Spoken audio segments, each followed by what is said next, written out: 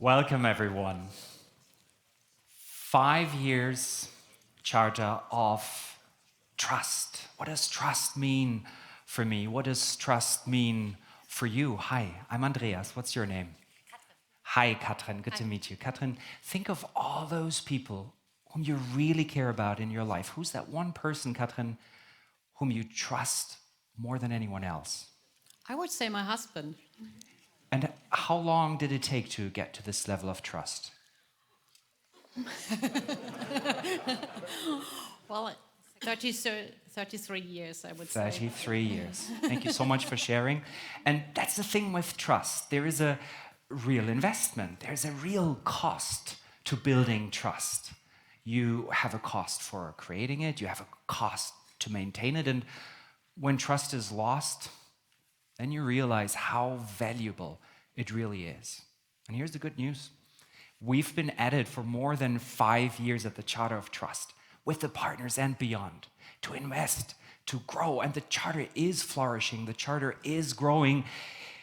It needs to, because the challenges are also growing. And we'll talk about that. We'll also hear about it from some excellent experts. One of them, he wanted to be with us. He can for a good reason, but he sent us a video, and that is the CEO of the Munich Security Conference, Benedikt Franke.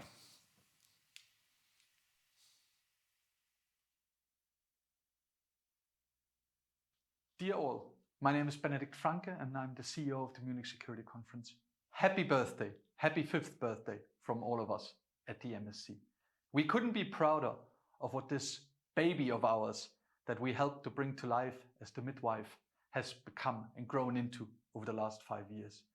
We're thankful that we got through the early childhood diseases okay, that we survived the terrible two, and the Charter has learned to walk upright and speak up. As you all know, real life begins at 5. You move from kindergarten to early childhood to the seriousness of school. You grow up to take more responsibility, your own actions, and you become more independent. And I wish I could be with you today, but as you're watching this video, we are opening the 59th Munich Security Conference virtually next door. We will be spending the next 3 days on discussions of the many key challenges that we all face. From the war against Ukraine to the war against the rules-based international order. From energy security and food security to human security and the future of trade. From climate security and global governance to the administration of global commons. There is much at stake. What all these challenges have in common is that their solution depends on our ability to generate trust. And trust is not only the most coveted currency in international diplomacy, but as you all know, is also the bedrock of sustainable cybersecurity. And hence I believe that 5 years after the Charter's birth, we're onto something very big, and that we were right to base our cooperation on this idea of trust. And in fact, that we need to increase our efforts down the road, because there are so many out there that are trying to erode and undermine this trust, that are trying to attack our way of life and the way our societies are run. And hence, let us work together to prevent them from winning, and let us put them back into their place. Dear Charter of Trust, may you continue to prosper and grow. And may you continue to speak up for the importance of generating trust, not only in cyberspace, but in all spaces. And may you always rest in the assurance that we at the Munich Security Conference will be at your side and will be doing everything we can to support your noble endeavor. And may you all, collectively and individually, continue to engage with us. We depend on your expertise to focus our events on the right topics, on the most relevant topics, on the most consequential questions. And we depend on your networks to have the right people participate in our events and the right people to speak on our stages. And we depend on your support. Many of our partners are in this room today to make it all happen. Many thanks to all of you, enat multos annos, together.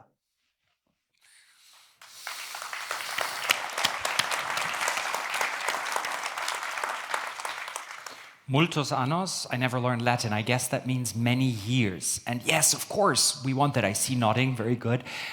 But more than that, of course, we want to see impact. What is it at stake? We just heard it. It's not just IT infrastructure. It's not just OT infrastructure, maybe factories, production. There's more at stake. Yes, trust. Without trust, this undermines the global rules-based order. This can undermine even democracy. So yes, we also need rules to create trust. Yes, we also need government in this. And yes, we have government here. We have with us the Director General for Cyber and Information Security at the German Federal Ministry of the Interior and Community for a first keynote. That's Andreas Köhnen. Thank you so much.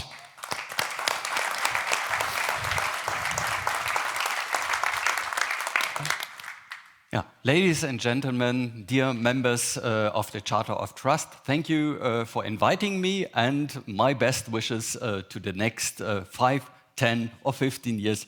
I would like to see trust growing between companies and the government, and that's my part today. Thank you very much. The Russian war of aggression against Ukraine has clearly shown us how closely interrelated foreign and domestic cybersecurity issues are. This is especially true with regard to cybersecurity because we are living in an interconnected cyber world. Threats from cyberspace do not stop at national borders. It is well known that war is being waged in cyberspace. Fortunately, Germany has not been subjected to any orchestrated cyber attacks. However, we have suffered from some collateral damage. For instance, I'm sure you will be aware of the attack on satellite communications company Viasat. In Germany, systems controlling wind turbines were compromised as a result of this. In addition, the activities of both pro-Russian and pro-Ukrainian activists are adding to the confusion. These people use cyber attacks to draw attention to their political concerns. We must step up to the challenges facing us and focus all the more closely on cybersecurity issues. Last summer, Federal Interior Minister Nancy Faeser presented our ministry's cybersecurity agenda. It includes a number of measures to strengthen cybersecurity in Germany, and I would like to focus on some of these in more detail. First of all, we want to modernize and harmonize our cybersecurity architecture. The aim is to divide tasks more efficiently and effectively, because new challenges require a new kind of cybersecurity architecture. To achieve this, we plan to expand the Federal Office for Information Security, the BSI, making it a central agency for the cybersecurity. By doing this, we want to make cooperation between Germany's federal government and our federal states better and more fit for the future. With the BSI as a central agency, we will be able to counter cyber threats in a more coordinated way, and the federal states will have continuous access to the BSI's expertise. We are currently in close dialogue with the federal states to implement this measure, and we still have plenty of work to do. We will also continue to develop the 2021 version of the cybersecurity strategy for Germany. Work has already begun to do this too. A key issues paper has now been agreed with other government ministries. It contains several improvements based on the government coalition agreement and on the EU's NIS2 directive, which I will talk about later. We must considerably strengthen the powers of our security authorities to combat threats in cyberspace. We should aim to prevent or stop cyber attacks, or at least to weaken them considerably. The federal government must take the lead in defending against such serious cyber threats. This includes taking active measures, enabling us to impact IT infrastructures. We need to be able to step out of the victim role, but without hackbacks or any kind of revenge attacks. Protecting critical infrastructure from cyber attacks is also a key concern of the Federal Ministry of the Interior and Community. There are key regulatory issues to be addressed here. One of the furthest reaching innovations at EU level will come from the NIS2 directive. This entered into force in mid-January 2023. Yes, it's already in effect. And we have until October 2024 to implement it. One result of the NIS2 directive is that minimum cybersecurity requirements and reporting obligations that were previously only applied to operators of critical infrastructure will be harmonized throughout the EU and applied to more companies in more sectors. The range of supervisory measures will be expanded, and the fines that can be imposed will be raised to levels similar to those of the GDPR. The European Cyber Resilience Act, CRA, on critical entities resilience is expected to be just as far-reaching as the NIS2 directive.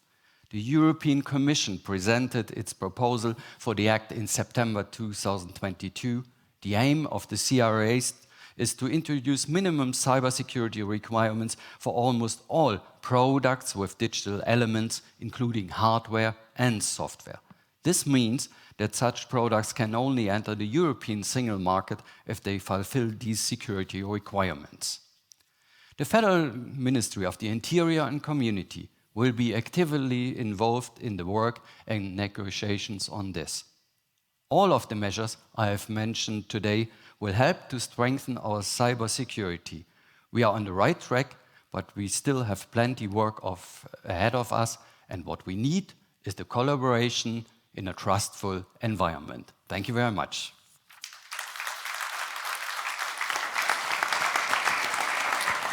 Please stay for just a second. I have one question. As I listen to you, I get the point. It's not just, well, companies take care of themselves without a regulatory framework. We need government. And governments are regulating in Germany, in France, elsewhere in the EU, in America, in China, all around the world, which makes it really hard for many companies. What are your thoughts around harmonization? How can we help companies comply with regulations in hundreds of jurisdictions? Yeah. Clear for this, we need another background, a background which allows us to put standardization and certification, for example, of products, processes, and services on one basis. And this basis is already delivered. I want to mention the Cybersecurity Act that was already set up by the European Union. It's voluntary, but the CRA is exactly the measure to bring it in a mandatory form and to have all the clear-cut measures available that were already implemented, like, for example, common criteria evaluations. I think that's something where companies can rely on and read what they have to do and how they could adjust. So regulation is not, oh, well, we make our rules, we don't care about the rest of the world. It's baked into the process, and that is brilliant news. That's very important, and I also can say, please support the BSI. The BSI is our strongest way to push forward a common view of cybersecurity in a European and later on an international environment. Andreas Kühn, thank you so much. Big hand once again. Thanks.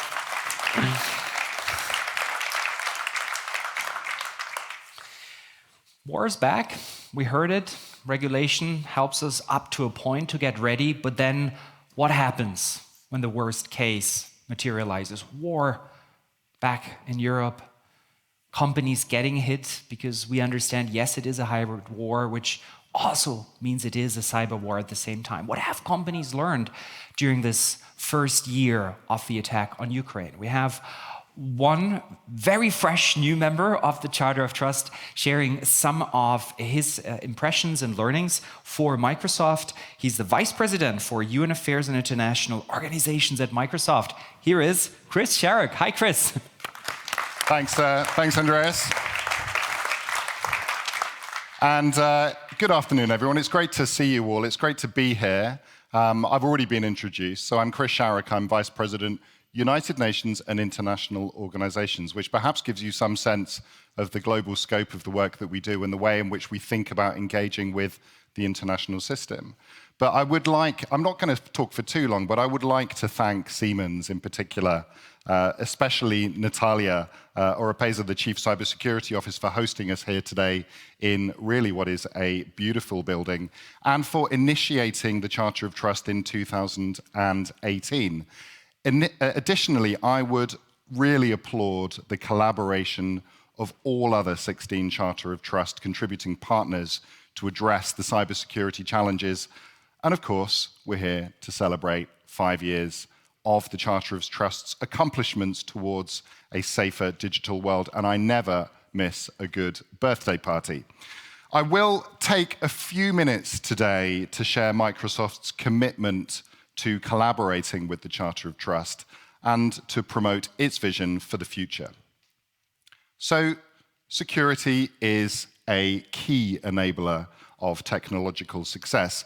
Innovation and enhanced productivity can only be achieved by introducing security measures that make organizations as resilient as possible against modern attacks. Working together, the Charter of Trust members can evolve security practices and approaches through its 10 security principles to increase the cyber resilience of tomorrow's innovative digital products. The Charter of Trust really embodies the values that we take seriously, such as being proactive, open, transparent, and collaborative in developing these security principles and enhancing trust. And in addition, there is an opportunity to drive greater industry alignment, promotion, and adoption of the Charter of Trust's 10 principles. So, exactly as Andreas said, the need for this has been made clear as we reflect on 1 year of war in the Ukraine, and we look at what year 2 might hold.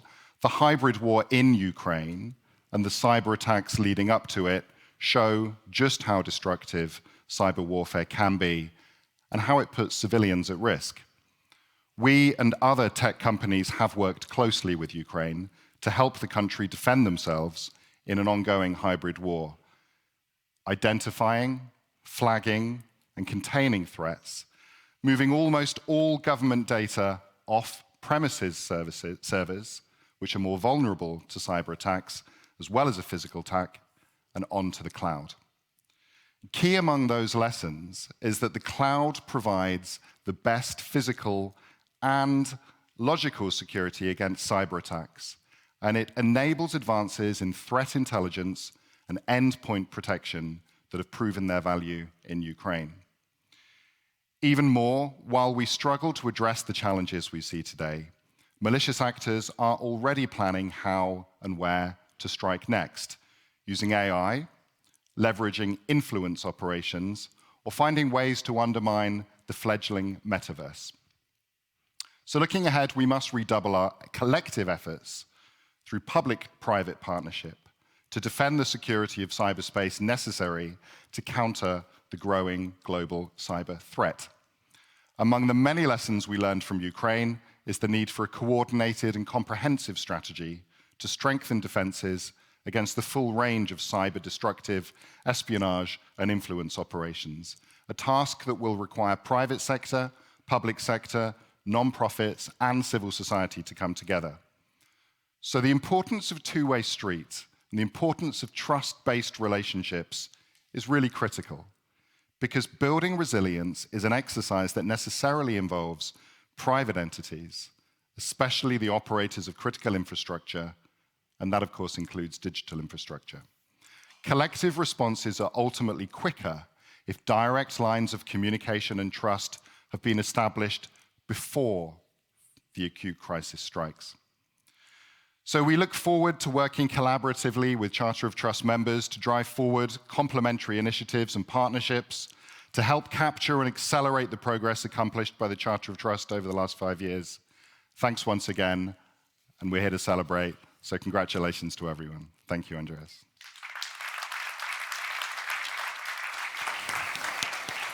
You're going to ask me a question now, aren't you? I will, and you're in the right place. Don't move because the cake will eventually arrive on Okay, this good. table. So in the meantime, Chris, you mentioned there were clear learnings from this first year of war, of heightened cyber risk.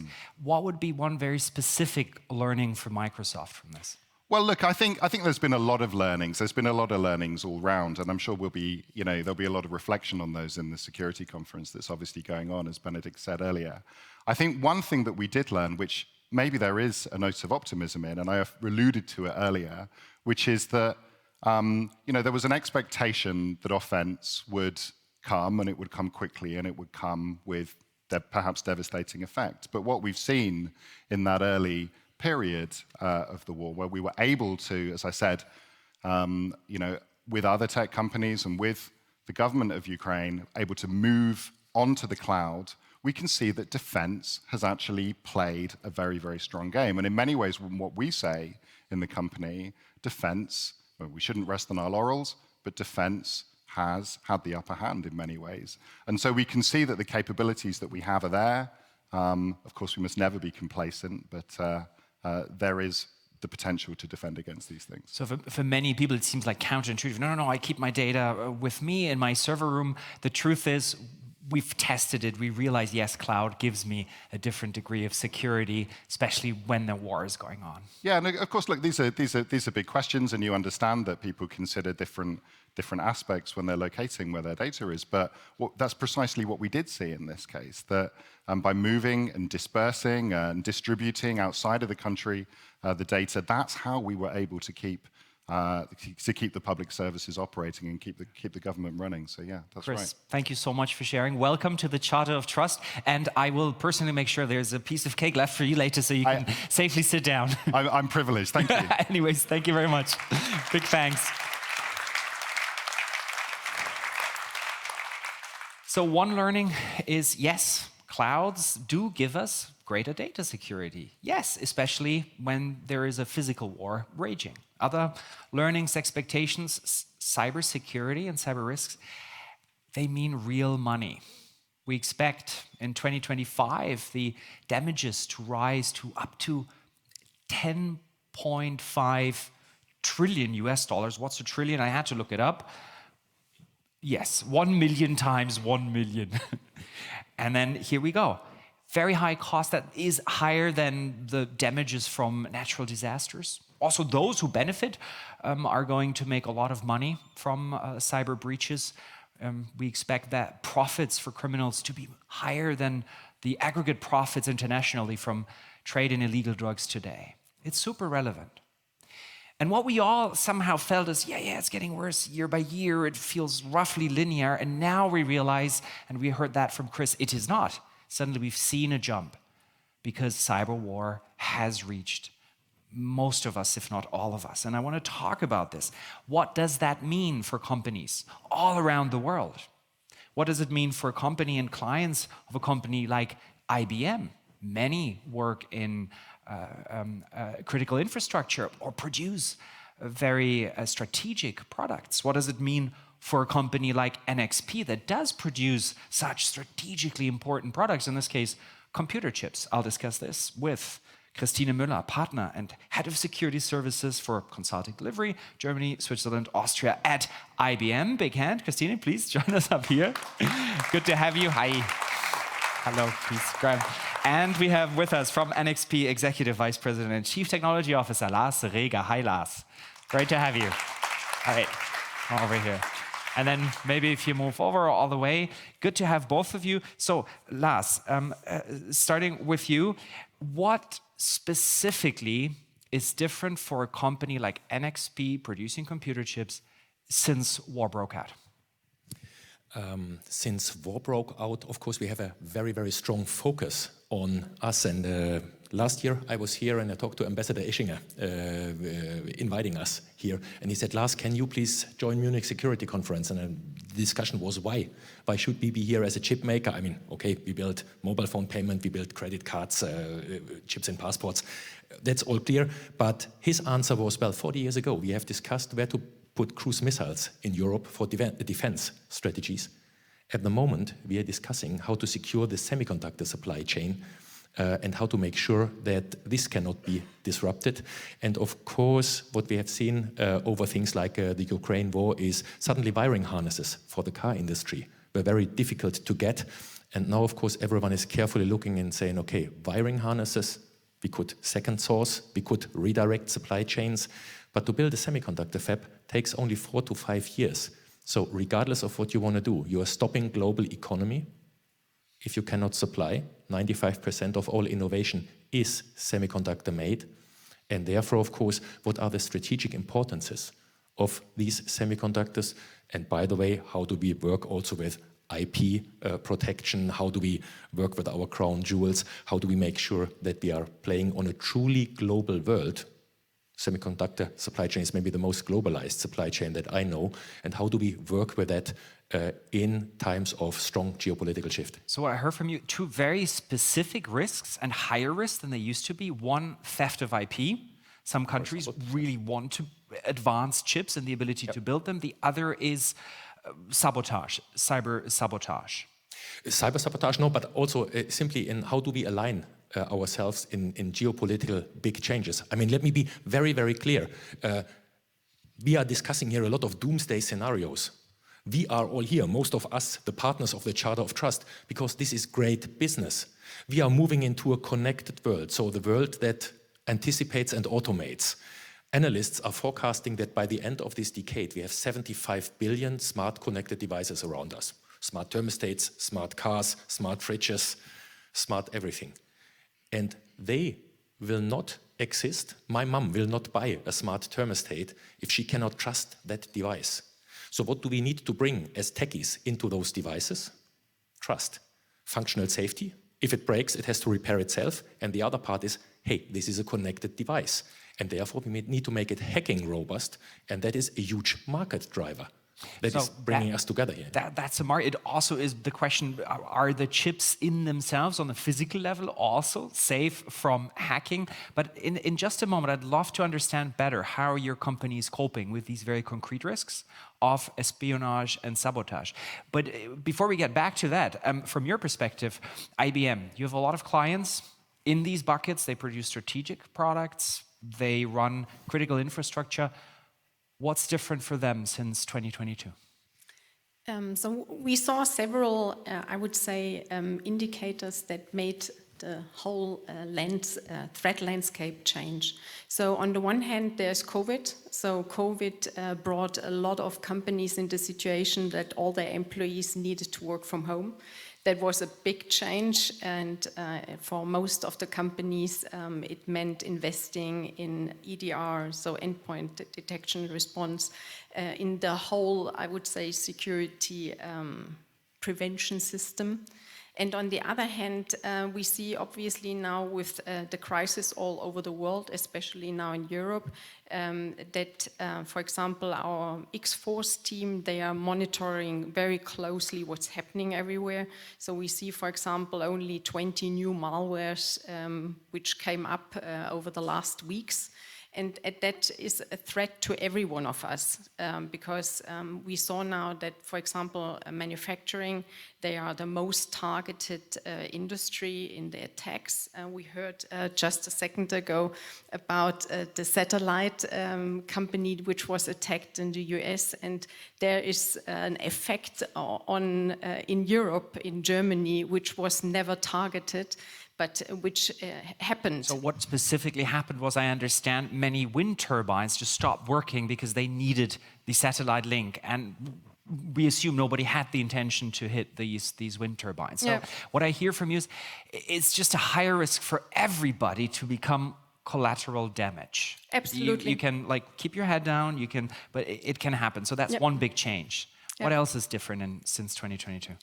So I think those two changes, one through COVID and the other one to the crises, just brings every one of us in the situation that we need to be, I would say, prepared. And that means we need to have a plan around our security. We need to bring our maturity level up, we need to make the effect, if something happens, as small as possible. So, for example, microsegmentation is one of the trends we are looking at. But obviously, you need to have systems to monitor what happens in your infrastructure. And in your OT, you need to see what's happening in your OT, and you need to be in the position to react as well. As IBM, and we'll quickly jump over to Lars in a moment, you deal with a lot of different clients, and for every project there is a budget discussion. So you, in a way, have the pulse at the purse string of your clients. Is it easier today to see clients spend money on cybersecurity, to get ready, to get mitigation in place, to put the right infrastructure in? You know, roundabout, a data breach costs roundabout 4 million, roundabout. If you have a certain maturity level, so if you as a company worked on your maturity level, in average we see that you save at least 25 to 30%. So it is a business case to invest in your maturity level and bring your maturity up. So to answer your question, I would say yes, the board is more aware of the risk and is more happy to invest. But at the end, it is always a discussion about what is the risk and how much do we want basically to invest to avoid that risk or bring the risk down, because avoiding it's almost not possible. And even if they're not happy to invest, at least they do it. Yes, I mean, maybe that is in a nutshell the thing that has changed over the last year. I mean, as a nerd, yeah, technically, we have each product with a microcontroller has already since 8-10 years a crypto cell on board. This security is there. But like at home, I mean, you don't invest in home surveillance and security until you had burglars at your home. After that, you have a Doberman in the entrance hall, you have cameras, you have the entire home alarm system. You start investing to avoid that consequences. And of course, the awareness, hey, we are not in a globalized, peaceful world. There are things changing, and we need to at least be prepared. I mean, this is what you see over there at the Bayerischer Hof and here as well. And as I said in the beginning, honestly, great for us.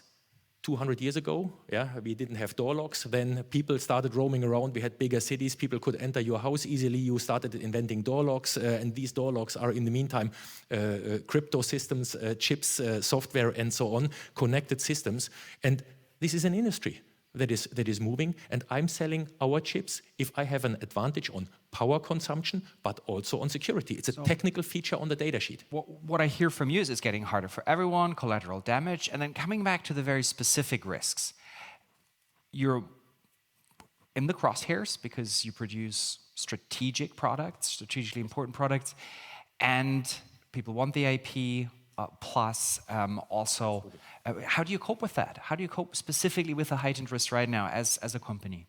Well, very honestly, I mean, you start always from scratch, look at what the threat is, try to understand what the attack vectors are, to say it in crypto nerd language, and then try to isolate the different problems and hedge against them. And what's new? And for IP theft, what we clearly see is, I mean, you have a couple of attack vectors. You have hackers and nation-state hackers coming from the outside. Okay, yeah, so we are more interesting as a company. They want to intrude. And then you have the other class, which is employees. And employees can leak IP out of stupidity, not being cautious enough, losing a password or a USB stick. And 60% of today's, and this is not NXP data, but industry data, 60% of the IP theft risks is coming from employees that steal that IP on purpose. Maybe also driven by nation state or other institutions, but internal IP leakage. And there we are monitoring in the meantime what is going on. We try to hedge ourselves, we try to restrict, and of course we try to use our own innovations to protect these baskets. I'm wondering, Lars, what do you also see, Christine, with your clients? What specifically are they doing different or more which they didn't do, say, a year back?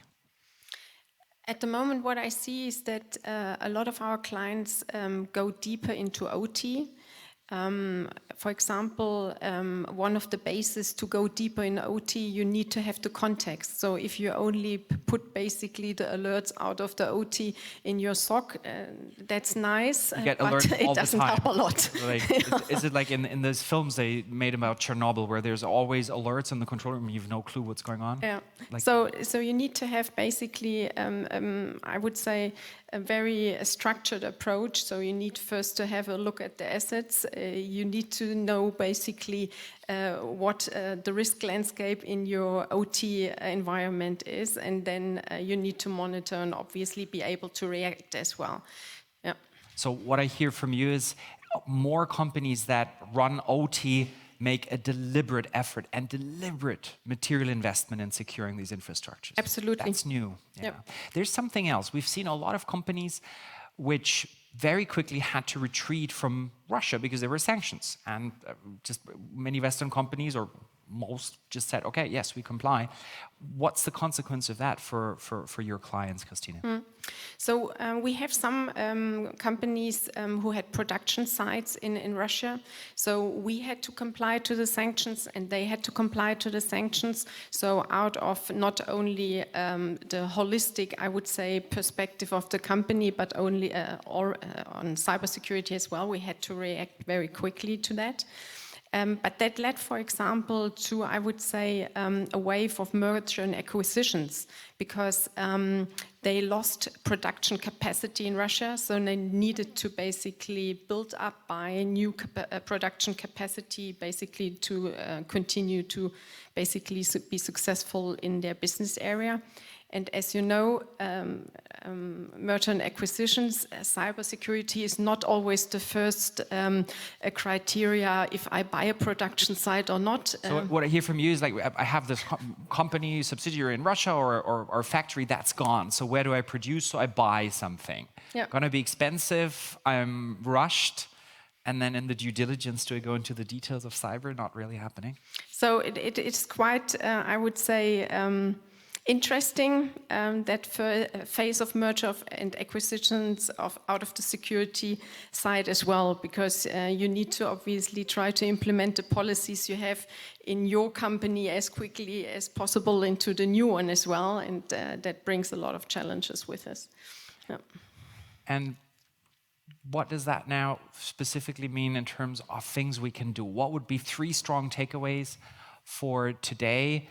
What do I do different, or what new things can I do in this new environment? Shall we collect the top 3? Any thoughts? So first thing from my side would be innovation helps. Yeah. So speed of innovation. If we only sit there and try to protect our patents or God knows what, does not really help. I mean, there's a nice success story between IBM and NXP. We have 6 years ago submitted the first proposals for a post-quantum cryptography or post-quantum hacking. Back 6 years ago, people said, come on, like this is next century stuff. But the National Institutes for Standard and Technology in the US came back just 4 months ago and said, guys, you are awarded. You have set the new standard and we will roll it out globally. So these type of efforts, I mean, we talk about quantum computing and everyone says, yeah, Lars, that's relevant when you are retired already. Okay, but we have to seed it now, we have to bring up the products now, and people in this building here have already used the first post-quantum crypto prototypes as crypto cards, little banking cards type of tiny devices, not monster compute, but this is the stuff that we are industrializing now, and this helps, of course, to be protected against brute force hacking, just as one example. Yeah? Good, so innovation matters, number 1, and Christine. Know what to protect. Know what to protect. Absolutely. I think that's the first. I didn't catch it acoustically. Sorry. I know what to protect. Know your crown jewels. Yeah. Know your crown jewels. I think it's as important or even more important as it always was. Yeah. And just because the resources are not enough, I cannot protect everything. You need, for example, we always recommend that you do risk quantification so that you really have a close look, what do I want to protect, and then look where am I and develop the plan from there. Yeah. And what could be takeaway number 3? Architecture. In my ranking, it would be architecture, think from the beginning. So privacy, security by design. It does not help if you try to, I'll give you an example, on a car network, wiring harness heavier than I am, 100 ECUs, and you try to protect certain islands of this vehicle, and each ECU, each control unit has an outlet to the outside with electromagnetic waves can be attacked. Plane, for example. Each turbine has a cellular connection to the turbine maker, to Rolls-Royce, and you have an entrance door to hack yourself into the plane. These type of things. That is where the architecture does not work. You have to have very strict domain-based architectures. Say, okay, there's one connectivity domain, one gateway, one powertrain, and you have firewalls. So details matter, and they are part of the overall plan that you have. Would you agree, Christina, or do you have a rival point 3? I absolutely agree. I think make the effect of an attack as small as possible is part of the architecture. That's the goal, of course, of exactly that. And I heard, unfortunately, 3 is the best number for anything, right? Ask any consultant, it's always 3. But I have a 4th one, which I love listening to the two of you. Both companies invested early on into innovation, but not on your own, but together as partners, collaboration. And that is the core idea of the Charter of Trust. And that is also the topic of the next panel. So big thanks to both of you. Thank you. Christina and Lars, thank you. And Christine, Dankeschön. All the best. Grab a seat. And I love this 3 very concrete things, right? Would you have thought we get there? Be clear what your crown jewels are, otherwise you waste resources. Focus. 2, innovation. Invest early, reap later. And 3, architecture. Well, details matter, but if the overall architecture is flawed, you will have a lot of the details in the wrong places. But then how do we get it right?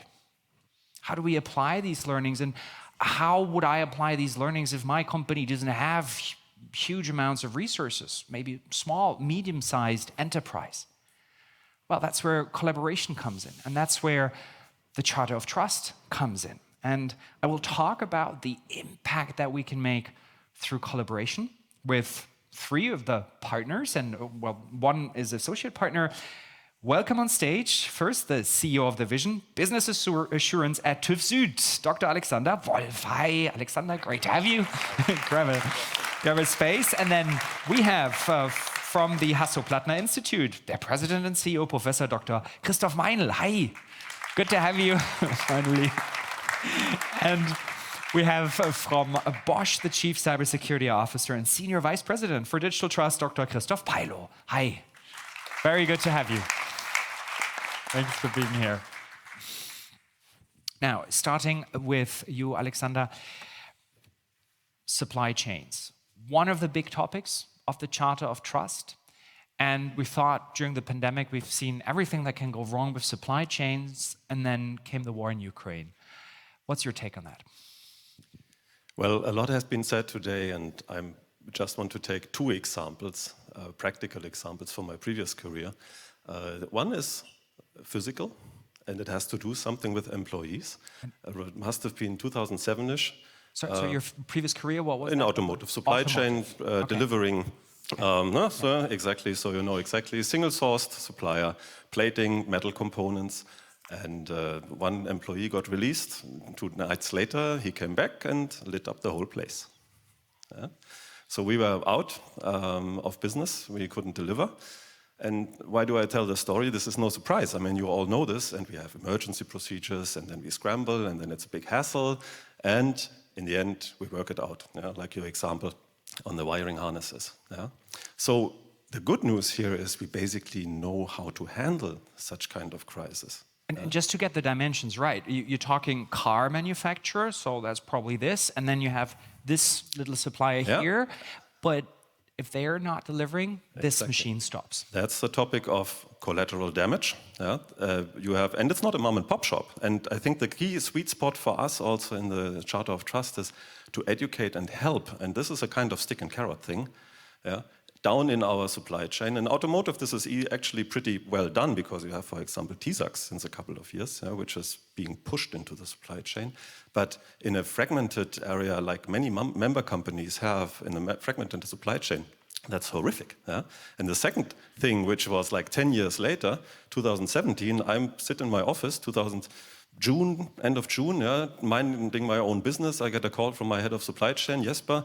I was in the refrigeration industry in the meantime, shipping containers all over the place and getting products from not as complex as the semiconductor supply chain, but pretty global. And he says, Alex, we cannot ship anymore. I go, what?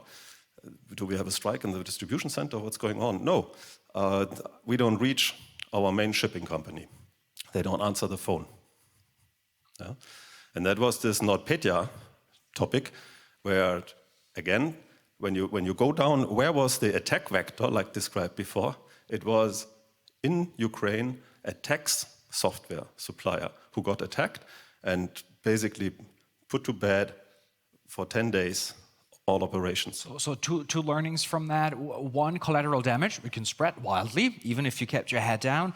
And two, seemingly small impact, change, huge impact. Now, talking about collaboration, if we look at supply chains, what are the options? How does collaboration help in securing them? I mean, maybe first, what is the reaction? So we do have things in place from the physical world. And the first thing we did in our companies was, and this is, I think, key to see business continuity is the main driver. That's the main word. Yeah? And when you analyze, and we spoke about the crown jewels, yeah? Where are my attack vectors? Where are the risky things? Where do I have single source suppliers? And now we just have another vector, which is the cyber world, where you don't know where they are going to catch you. And there you have to collaborate with new people, so to say, and other areas than in the physical world. So we have a clear problem statement. There are already initiatives from the Charter of Trust around the supply chain. We'll talk about that in a bit. And maybe also we three can pool ideas. How can we collaborate and create better outcomes?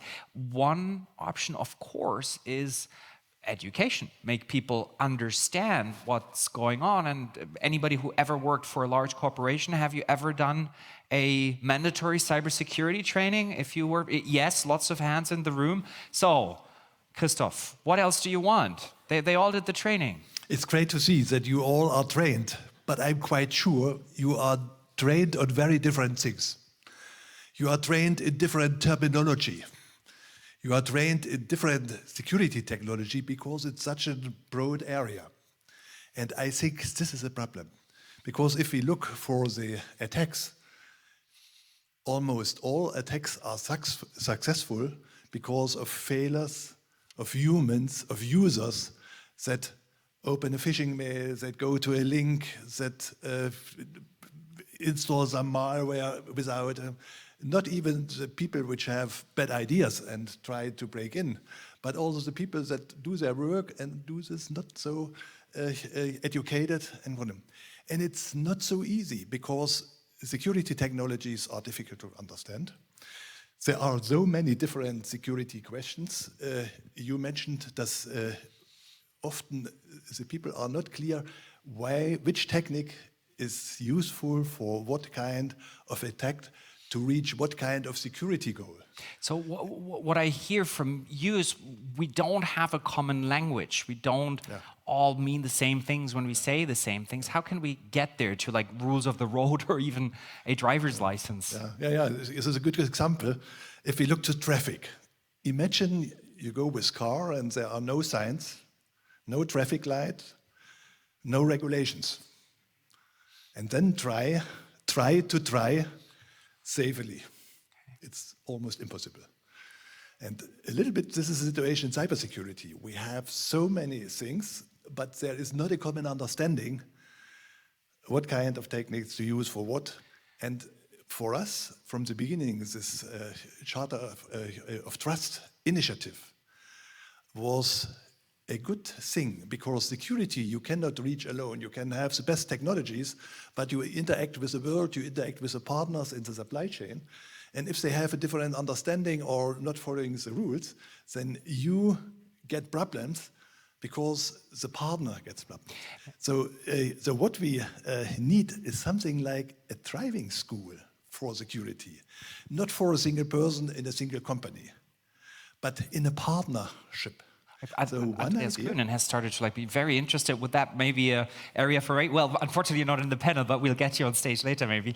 Now, we had a really, really strong panel before. Remember, they gave us very three concrete things. So we have 2 problem statements, and then we'll have a third one maybe, but I wouldn't let you go unless we have concrete ideas how through collaboration we can create impact. So let's do a second round with what we could actually do together.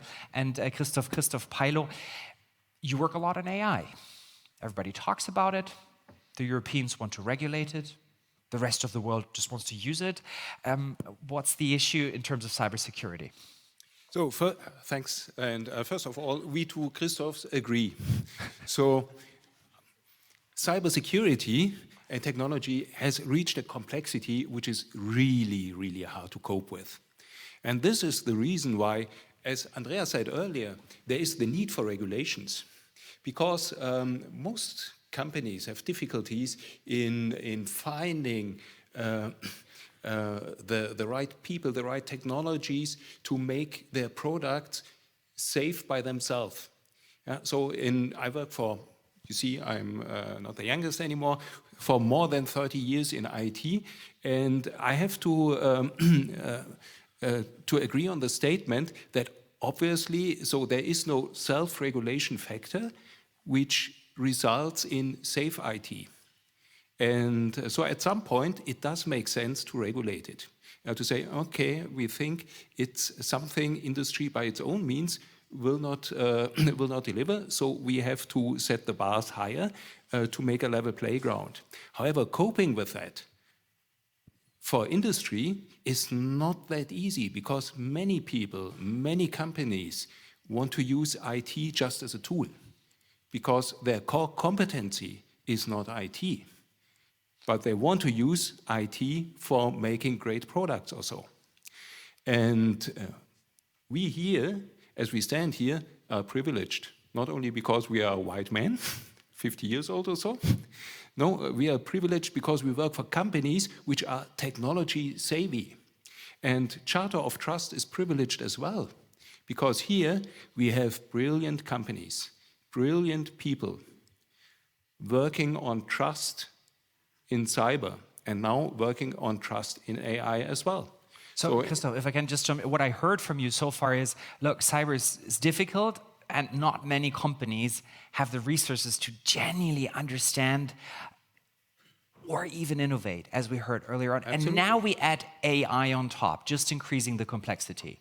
Doesn't make it easier, right? And so we have to fall back to a human mechanism, solidarity, and helping each other. And this is one of the core ideas of the Charter of Trust, working together and jointly to make it safer, to build trust in the supply chain, to build trust in processes. The companies here in the Charter of Trust should be seen as a sort of frontrunners, but providing technologies, standards, which can be applied more easily by people who are not on the forefront, but would like to benefit from that. So I like that, as in like those who have resources, pool, share, and also with those who cannot invest. Again, the small, medium-sized enterprises. Now, problem statements we want to solve through collaboration. Let's move to solutions.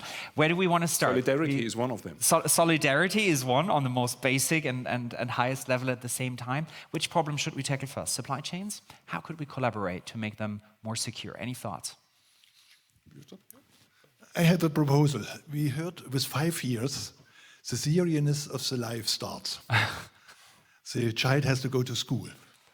What is if all the partners together develop some common learnings for all the partners? This needs that representatives of each company have to think what is important in our, what kind of knowledge, security knowledge, the people should have. In each company, this exists, but for the technology in that company, for the problems in that company, and it's good of not understand by another company. So to have a common understanding, what is, start with a minimum knowledge the people need to have, in the usage for the user, for the people working in the different fields, and then one can enlarge this to a knowledge body for common security. Work on that common language and maybe do it with input from the ministry. I'm just wondering, among all the partners and associate partners, which partner could take the lead in this because they have experience with education? And how do you feel about that? Do you want to start on that? Start that? I think it's a good place where we stay here. Okay, very good. We have witnessed this now. So Siemens eventually was the initiator, could coordinate this. And we as educational institution, we like to contribute. We have not the knowledge you have in the companies for the different purposes you have, but we are trained to teach. Very good, very good. So that's a very concrete first proposal, and we'll have a couple of drinks later on and some food, so we can bring the right people together. If you're watching from afar, send us a quick email, get in touch if you want to contribute. And then supply chains, yes. Yeah. I mean, let's take a look at two aspects. Yeah? The one is Charter of Trust internal. We have really the brightest people in the different principles, and it's more or less a coalition of the willing. Yeah? It's not always the same people in each group, but we can really align and develop baselining. And we had this also before. It starts very, very simple. Again, just using this example of the smaller enterprises who can basically stop all of us. And that's the external aspect. And this is where the supply chain trust comes. And this is, I mean, for tech companies, our product is trust. And we can, when there is a regulation, when there is a EUCC or anything, how do you prove adherence and compliance? And how can you, in your complex supply chains, be sure that the partner you are about to choose or to acquire, maybe when you go back to the M&A topic, how can you have an idea if they perform the way they pretend to be? And this is where these compliance checks come into play. So the baseline requirements by the Charter of Trust, that already exists to make more transparent, to create more transparent rules so we don't have to check with every company again. No, we have a common standard that we all share. Very good. What else could we do? So as a very concrete example, let's take AI as well, because we all agreed on it's complex enough. Now enters AI and doesn't make it easier so far. So we have to cope with that. And the Charter of Trust has initiated last year, a task force on AI, which works to develop easy standards to help people to comply with the upcoming AI Act as well, to develop trustworthy and ethical, acceptable AI and secure AI. And this is a very, very concrete example of the Charter of Trust being at the forefront again and helping people, helping companies, not only big companies, so perhaps Microsoft doesn't need assistance in that case, so really, because they are on the front, one of the front runners of AI, and so is IBM. But many other companies, smaller companies, middle-sized companies in Europe, in Germany, which have to comply then with the regulations. And we do not want that our companies here lose track and cannot apply AI in a responsible way. And so this working group, this task force, paves the way for the future standards and gives guide rails for companies to use AI then in a secure and responsible way. What I heard from all three of you in terms of, okay, what can we do? How can we collaborate? It was, well, find this common language, find a joint understanding what needs to be boundaries for AI, or create these common standards for suppliers. It feels like we're just in this early phase where we all need to share what we understand, where we need to develop common languages on all levels. In other areas, we've done that decades ago. We're in the middle of it. And just think what was mentioned, 6 years from genesis to birth of a standard. That's the cycle time where what is applied to such kind of regulation. And what we learned yesterday in another session was the governments are actually looking for whom should they talk to in industry. And I think Charter of Trust, this group of excellent companies, is a great partner to kind of negotiate what is relevant and what's not. And we in the tech industry, we always use the risk-based approach. Yeah? I mean, you mentioned there's also profit in this area of growth, yeah? But we're not intending to check everything. Yeah? Our history is that we want to protect people, expensive assets, and the environment from damage. Yeah? And that will just continue into cybersecurity. And we spoke about this before. When you took the elevator this morning, yeah, I know it wasn't TÜV SÜD who checked it, you felt okay, you didn't even think about it. And we need to come in a similar way with AI and the cybersecurity. But there was enhanced security because on my floor in the hotel we have lots of sniffer dogs, and so I felt double safe because I'm surrounded by That's Secret secure, Service actually. One thing is safe, the other is secure. Okay. Right? Very good, Christoph. I think we are almost all technology companies. We love technology. And this is what makes fun to develop and to deal with. But what we need to do more is to concentrate on the user of that technology. The user that has not the understanding how it works, and when I understand the technology, I behave in the right way in using this technology. But if I have no idea what is behind and how it's working, then some what we look as trivial errors could happen. So in that sense, we should concentrate more on the user, which use our products, as well as the people working for us. I think this holds true for many of us already. So for instance, we say invented for life because we want to bring technology to a user so that it makes actually sense in their daily life. And I feel many of you have the same thoughts and similar paradigms in your companies. And so I think we really should see that this technology can be safely applied to create a trustworthy experience with the users, so that not new technologies compromise our efforts in making technology to bringing that for the human. There's just one thing I disagree with you. As you said, we are at the beginning or its early stage or so. The world is moving so fast. AI, and as it's now used today, is not it's not at the beginning. Yeah? So, but we can use it in so many products, and the progress which has been made in the last 2 years or so is incredible. And with a regulation, we are too slow. Yeah, for instance, the upcoming AI Act targets the AI as it was designed in 2018. Yeah, so this future is already there. It's just not evenly distributed, as Gibson said. And so, as industry, we have the chance to be quicker. And because we have to be quick in the market as well, we should utilize our methods, our tools, our conventions for adapting earlier and providing these guardrails earlier than perhaps public institutions could do that. So let's leverage the speed we have to apply in our daily business anyway for helping to develop the trustworthy technology even timelier. And I know, Christoph, you work so much with AI, around AI, and until they replace us in the Charter of Trust with their avatars, it comes back to humans. I heard that from all three of you, and I would like to talk about that because collaboration is between humans, and I would like to also learn about your takeaways. For now, big thanks to all three of you, Christoph, and Alex.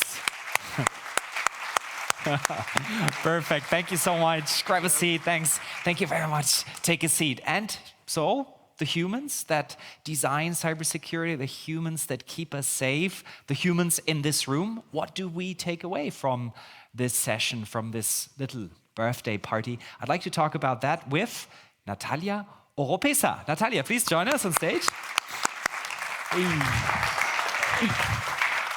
Hi, Natalia. Good to have you. How are you, Andreas? Most in the room. I'm doing very, very well because I'm starting to make friends with the sniffer dogs on my floor. They're really cute. They get a lot of training, and I admire them. They have the hardest job at the security conference.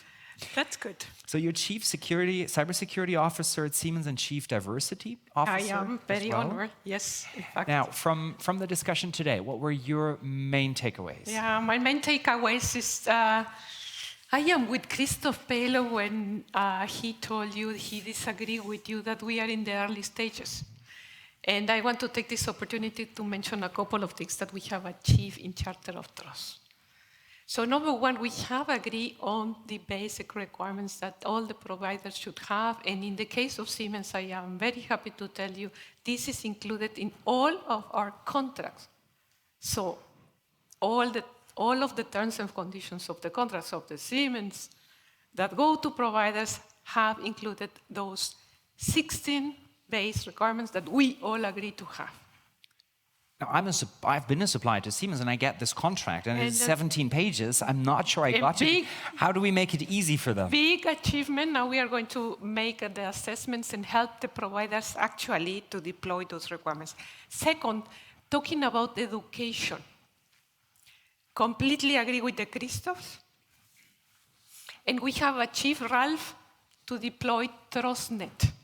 And TrustNet is a platform that we among partners use in order to achieve this education and to achieve this common language. So again, we are using technology in order to do cybersecurity.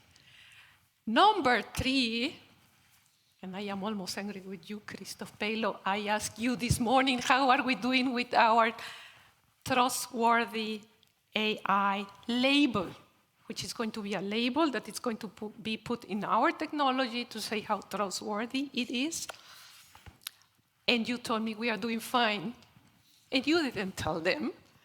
So we are making a lot of progress. Now we are going to be able to tell our customers if the AI included in our solutions, in our products, is trustworthy or not. And that label includes as well human aspects, includes as well what you are going to ask me now. So you can go ahead and ask me about the E&I, about diversity, equity, and I am genuinely curious, because the big topic today is collaboration. How do we do this together? Correct. And not just each and every one independently and spending resources. What's your perspective on collaboration, working so much around diversity and inclusion? Yeah, key word, I think, again, Christoph says, the topic is complex. And in order to manage a complex topic and a complex situation, you need to have a team that outperform. And studies have shown that only diverse, inclusive teams outperform. Very good news, Charter of Trust is diverse by design. We design Charter of Trust with that in mind. And therefore, we select companies from different sectors, from different countries, that bring this diversity. I also can tell you, to manage and to achieve inclusion in those diverse teams is very difficult. Can you give an example look at for this, that? This white one doesn't see it from afar. Yeah, but look at this. I think it's just a reflection for light, Natalia. Exactly. And this is because it's difficult to manage them. And can you give an example? Like, where you failed or where you succeeded? I give you a story. 9 of December 2021, Thomas Penteca from my team called me and told me, Natalia, we have this vulnerability that now is famous, Log4j.